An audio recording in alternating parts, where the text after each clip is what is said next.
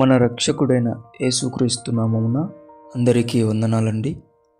ఈరోజు దేవుని మాటలు ప్రసంగి గ్రంథము 7వ అధ్యాయం 16వ వచనం.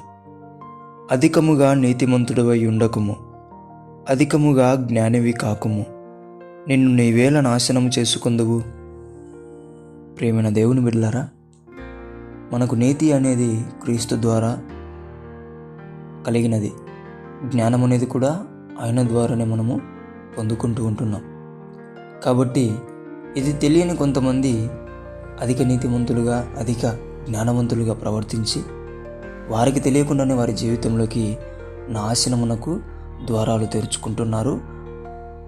వారు తెలియకుండానే క్రీస్తులో నుంచి జారిపోతూ ఉంటున్నారు. దేవుని బిడ్డలారా, జాగ్రత్త.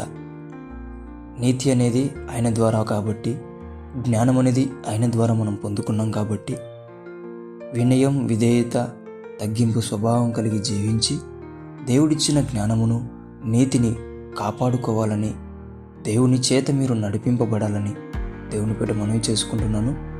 దేవుడి మాటలను దీవించునుగాక. ప్రార్థించుకుందాం. దేవా, మీకు వందనాలు, స్తోత్రాలయ. అనేక మందిని బిడ్డలు ప్రభువ తెలిసో తెలియకునైనా అధిక నీతిమంతులుగా, అధిక జ్ఞానవంతులుగా ప్రవర్తించి స్వనాశనము తెచ్చుకుంటూ ఉంటున్నారు ప్రభువ.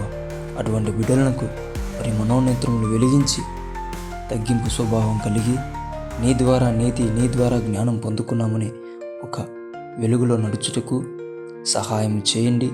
వారిని నీవే లాగి మంచి నడవడికలో నడిపించమని యేసు నామములో ప్రార్థిస్తున్నాం తండ్రి. ఆమేన్.